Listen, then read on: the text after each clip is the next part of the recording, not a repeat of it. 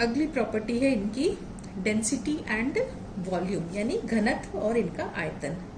ये जो संक्रमण तत्व होते हैं, इनका जो परमाणुीय आयतन है वो इनके जो पड़ोसी समूह हैं, यानी फर्स्ट ग्रुप और सेकंड ग्रुप की तुलना में इनका जो आयतन है वो कम होता है, क्योंकि इनमें क्या है कि आंतरिक कक्षक जो हैं उनमें इलेक्ट्रॉन्स जो है वो भरे जा रहे हैं, जिसकी वजह से नाभिकीय आवेश में वृद्धि हो रही है और नाभिकीय आवेश जो है इलेक्ट्रॉन्स को अपनी ओर खींचता है, जिसके फलस्वरूप परमाणुीय आयतन जो है वो कम हो जाता है। इसी प्रकार जो संक्रमण धातु हैं, इनके जो घनत्व होते हैं, डेंसिटी जो है वो हाई होती है, क्योंकि परमाणु बाहर के बढ़ने के साथ साथ जो डेंसिटी है इसके मान में लगातार वृद्धि होती जाती है। अधिकतम जो डेंसिटी वाले जो तत्व हैं, घनत्व वाले जो तत्व हैं, वो कहाँ पे आते हैं?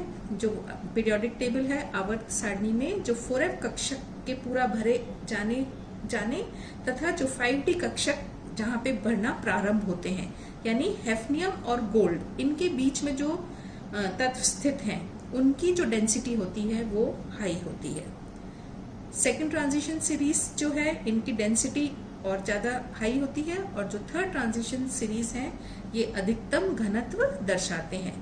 दो एलिमेंट्स ऐसे हैं जो मैक्सिमम डेंसिटी शो करते हैं, ऑस्मियम एंड इरिडियम। इनकी जो डेंसिटी होती है, ऑस्मियम की यदि अपन डेंसिटी देखें तो 22.48 ग्राम्स पर ml, और इरिडियम की जो डेंसिटी है वो है 22.4 ग्राम्स पर ml। दोनों की डेंसिटी बहुत हाई होती है। ये एग्जाम में आपके अक्सर ये क्वेश्चन पूछा जाता है कि जो ट्रांजिशन मेटल्स हैं, name give example of any two transition metals which show maximum density. तो ये आपको ध्यान रखना है कि ऑस्मियम और इरिडियम ये दो मेटल्स ऐसे हैं जो मैक्सिमम डेंसिटी दर्शाते हैं। वैसे सभी ट्रांजिशन मेटल्स जो हैं ये हाई डेंसिटी शो करते हैं। इन सभी की जो डेंसिटी है वो 5 ग्राम्स पर ml से ज्यादा होती है। सिर्फ दो अपवाद हैं, स्कैंडियम और टाइटेनियम, जो कि जिनकी डेंसिटी इतनी हाई नहीं होती। इसके अलावा सभी ट्रांजिशन मेटल्स जो हैं ये हाई डेंसिटी दर्शाते हैं। दो एलिमेंट्स आपको याद रखने हैं, ऑस्मियम एंड इरिडियम, जो मैक्सिमम डेंसिटी शो करते हैं। Next property is ionization potential या आयनन विभव। कैसे डिफाइन कर सकते हैं अपन आयनाइजेशन पोटेंशियल? किसी तत्व की आयनीकरण ऊर्जा या आयनाइजेशन पोटेंशियल उस ऊर्जा को प्रदर्शित करता है जो उस तत्व के एक गैसीय परमाणु के ब्रह्मतम इलेक्ट्रॉन को नाभिकीय आकर्षण से अनंत दूरी तक ले जाने के लिए आवश्यक हो। यानी जो आउटरमोस्ट ऑर्बिट का जो इलेक्ट्रॉन है उसको यदि हमें निकालना हो तो हमें कितनी ऊर्जा देनी पड़ेगी, ताकि जो वो जिस नाभिकीय आवेश से बंधा हुआ है उसको हमें उस नाभिकीय आवेश को तोड़ना होगा, तो हमें ऊर्जा देनी होगी। तो वो ऊर्जा जो हमें देनी पड़ेगी इस इलेक्ट्रॉन को अनंत दूरी तक ले जाने के लिए, नाभिकीय आवेश से दूर करने के लिए, उस मान को हम कहते हैं आयनाइजेशन पोटेंशियल, आयनीकरण ऊष्मा। सामान्यतः यदि अपन पीरियोडिक टेबल में देखें तो जब भी हम बाएं से दाईं ओर जाते हैं तो क्या होता है? परमाणु क्रमांक में वृद्धि होती है। वृद्धि के साथ साथ इलेक्ट्रॉन की संख्या में वृद्धि होती है, नाभिकीय आवेश में वृद्धि होती है, आकार कम होता जाता है, और इस वजह से आयनीकरण ऊष्मा जो है या आयनाइजेशन पोटेंशियल के जो मान है उनमें वृद्धि होती जाती है। और जब हम ऊपर से नीचे जाते हैं किसी भी ग्रुप में तो आकार बड़ा होता जाता है, इलेक्ट्रॉन नाभिक से दूर होता जाता है। नाभिक की जैसे जैसे इलेक्ट्रॉन नाभिक से दूर होगा, उसकी पकड़ से दूर होगा, तो हमें कम ऊर्जा देनी पड़ेगी, वो इलेक्ट्रॉन हम आसानी से निकाल पाएंगे, यानी आयनाइजेशन पोटेंशियल के मान कम होते जाएंगे। तो ग्रुप में ऊपर से नीचे जाने पर तो वैल्यू कम होती जाती है, लेकिन किसी भी आवर्त में जब लेफ्ट टू राइट जाएंगे तो आयनाइजेशन पोटेंशियल की वैल्यूज लगातार बढ़ती जाती हैं, इंक्रीज होती जाती है। लेकिन ट्रांजिशन मेटल के केस में अपन देखते हैं कि आयनाइजेशन पोटेंशियल के मान में जो वृद्धि है वो इतनी अधिक नहीं होती है। क्यों? क्योंकि जैसा अपन ने पहले देखा कि यहाँ पर एक और फैक्टर है जो कहलाता है शील्डिंग इफेक्ट। शील्डिंग इफेक्ट की क्या कर रहा है? शील्डिंग इफेक्ट की वजह से आकार जो है वो कम नहीं हो रहा है। इसके अलावा जो एस इलेक्ट्रॉन्स की जो पकड़ है नाभिक के साथ में वो लूज होती जाती है, कम पड़ती जाती है शील्डिंग इफेक्ट की वजह से, और इलेक्ट्रॉन जो है वो आसानी से निकाला जा सकता है। तो हम क्या देखते हैं कि यदि अपन इनकी वैल्यूज कंपेयर करें, आयनाइजेशन पोटेंशियल की वैल्यूज कंपेयर करें, तो इन वैल्यूज में बहुत अधिक वृद्धि नहीं होती है। आयनाइजेशन पोटेंशियल के मान लगभग समान ही रहते हैं। जो वैल्यूज आती हैं वो 6 इलेक्ट्रॉन वोल्ट से लेकर 10.5 इलेक्ट्रॉन वोल्ट के बीच के मान आते हैं। जब एक इलेक्ट्रॉन निकालना होता है हमें किसी भी एटम से, तो उसको अपन क्या कहते हैं, फर्स्ट आयनाइजेशन पोटेंशियल एनर्जी, यानी एक इलेक्ट्रॉन को निकालने के लिए हमें कितनी ऊर्जा देनी पड़ी, वो उसकी प्रथम आयनीकरण ऊष्मा कहलाती है। जब हमें यहाँ पर हम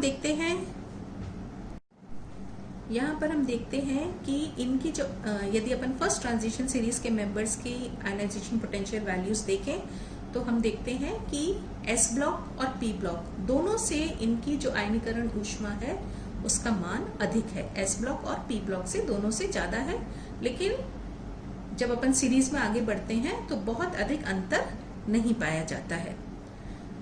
इसी प्रकार से यदि अपन इनकी सेकेंड आयनाइजेशन पोटेंशियल वैल्यूज देखें, तो सेकेंड आयनाइजेशन पोटेंशियल वैल्यूज का क्या मतलब हुआ, जब हमें दूसरा इलेक्ट्रॉन निकालना हो, 2 इलेक्ट्रॉन यदि अपने को निकालने हो, तो जो ऊर्जा देनी पड़ेगी वो उसकी सेकेंड आयनाइजेशन पोटेंशियल वैल्यूज कहलाएंगी। सेकेंड आयनाइजेशन पोटेंशियल वैल्यूज जो है स्कैंडियम से लेकर जिंक तक, फर्स्ट ट्रांजिशन सीरीज यानी एटॉमिक नंबर 21 से लेकर 30 तक यदि अपन इनकी वैल्यूज कंपेयर करें, तो हम देखते हैं कि ये वैल्यूज जो है वो लगातार बढ़ती जाती है। लेकिन इसमें 2 अपवाद हैं। कौन कौन से? एक तो क्रोमियम। इसमें क्रोमियम जब एक इलेक्ट्रॉन निकल गया, उसके बाद में यदि हमें क्रोमियम में से दूसरा इलेक्ट्रॉन निकालना हो, तो उसका जो सेकेंड आयनाइजेशन पोटेंशियल के मान है, वो मान जो है वो बहुत हाई वैल्यूज होते हैं। वो वेनेडियम तथा मैग्नीज दोनों से अधिक वैल्यूज होते हैं। इसी तरह से कॉपर जो है, इसकी भी जो सेकेंड आयनाइजेशन पोटेंशियल वैल्यूज हैं वो निकल और जिंक दोनों से ये वैल्यूज बहुत अधिक हैं।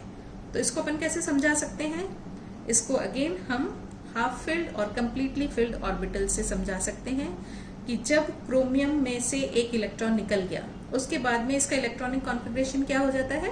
3d5, यानी ये हाफ फिल्ड ऑर्बिटल हो जाता है। और क्योंकि हाफ फिल्ड ऑर्बिटल्स की स्टेबिलिटी ज्यादा होती है, इस वजह से इसमें से यदि अब हमें एक और इलेक्ट्रॉन निकालना हो, तो हमें बहुत अधिक ऊर्जा देनी पड़ती है।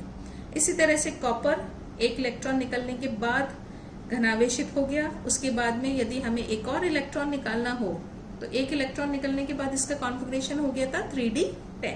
अब यदि हमें एक और इलेक्ट्रॉन इसमें से निकालना हो, तो ये d ऑर्बिटल्स जो है वो पूर्ण रूप से भरा हुआ है। पूर्ण रूप से भरा होने की वजह से इसकी स्टेबिलिटी अधिक है। अब यदि एक और इलेक्ट्रॉन इसमें से निकालना होगा, तो हमें बहुत अधिक ऊर्जा देनी पड़ेगी।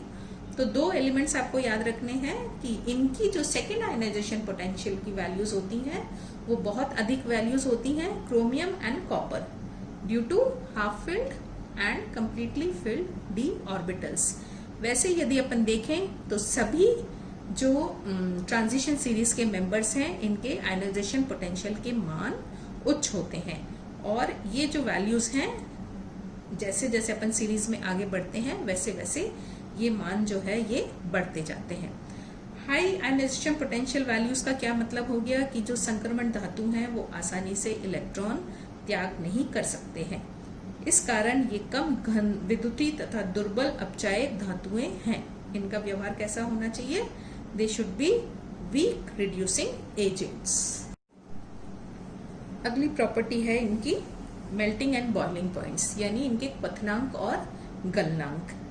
संक्रमण तत्व जो है ये high melting and boiling points दर्शाते हैं, यानी इनके मान जो है वो उच्च होते हैं। यदि अपन इनके गलनांक देखें तो जैसे जैसे अपन सीरीज में आगे बढ़ते हैं स्कैंडियम से लेकर क्रोमियम तक, वैसे वैसे इनका जो धात्विक बंध है उसका जो सामर्थ्य है वो बढ़ता जाता है, क्योंकि इनमें अयुग्मित इलेक्ट्रॉन्स की संख्या बढ़ती जाती है, जिसके कारण जो धात्विक बंध बनाने की प्रवृत्ति है वो भी बढ़ती जाती है। इसके साथ साथ DS प्रकार के संक्रमण की प्रवृत्ति भी बढ़ती है, जिसकी वजह से जो गलनांक है उसका मान बढ़ता जाएगा। शुरू में इंक्रीज होगा, उसके बाद में Mn मैग्नीज जिसमें हाफ फिल्ड ऑर्बिटल हो जाता है 3d5 हो जाता है, यानी धात्विक बंध जो है वो वीक पड़ जाता है, तो इसका जो गलनांक है वो कम हो जाएगा। तो यदि अपन ग्राफ प्लॉट करें तो हम क्या देखेंगे कि पहले जो मेल्टिंग पॉइंट है वो इंक्रीज होंगे और उसके बाद में वो डिक्रीज होने लगते हैं, क्योंकि डी कक्षकों में इलेक्ट्रॉन्स का युग्मन होने लगता है, धात्विक बंध जो है वीक पड़ता जाता है, और लास्ट के जो मेंबर्स हैं जिंक, कैडमियम एंड मरकरी, जिनमें D10 कॉन्फ़िगरेशन हो जाता है, पूर्ण रूप से भरे हुए डी कक्षक हो जाते हैं, वहां पर धात्विक बंध वीक होता है और इनके जो मेल्टिंग पॉइंट्स हैं वो बहुत ही कम होते हैं। और मरकरी तो आप सभी जानते हैं वो मेटल होते हुए भी वो लिक्विड होता है, वो सॉलिड ना रह के लिक्विड हो जाता है, इसमें धात्विक बंध बहुत ही वीक हो जाता है, इसका मेल्टिंग पॉइंट बहुत कम हो जाता है। इसी प्रकार से यदि अपन बॉइलिंग पॉइंट्स देखें तो बॉइलिंग पॉइंट भी पहले इंक्रीज होते हैं, उसके बाद में बॉइलिंग पॉइंट्स डिक्रीज होने लग जाते हैं। नेक्स्ट प्रॉपर्टी इज रिएक्टिविटी, इनकी क्रियाशीलता। जैसा कि मैंने आपको पहले बताया कि इनकी जो आयनाइजेशन पोटेंशियल के मान होते हैं वो बहुत हाई वैल्यूज होते हैं, 6 इलेक्ट्रॉन वोल्ट से लेकर 10 इलेक्ट्रॉन वोल्ट के बीच में ये आयनाइजेशन पोटेंशियल वैल्यूज दर्शाते हैं। उच्च मान होने की वजह से ये आसानी से इलेक्ट्रॉन नहीं त्यागेंगे, यानी इनकी जो रिएक्टिविटी है वो कम होती है। इसके अलावा इनमें जो डी प्रकार का जो संक्रमण पाया जाता है और इनकी जो ऊर्ध्वपातन ऊष्मा के मान जो है वो सहसंयोजक बंध की तुलना में उच्च होते हैं। इसके साथ साथ इनकी जो जल योजक ऊष्मा है, धातु आयन आसानी से जल अपघटित नहीं होते, इसके अलावा इनकी जो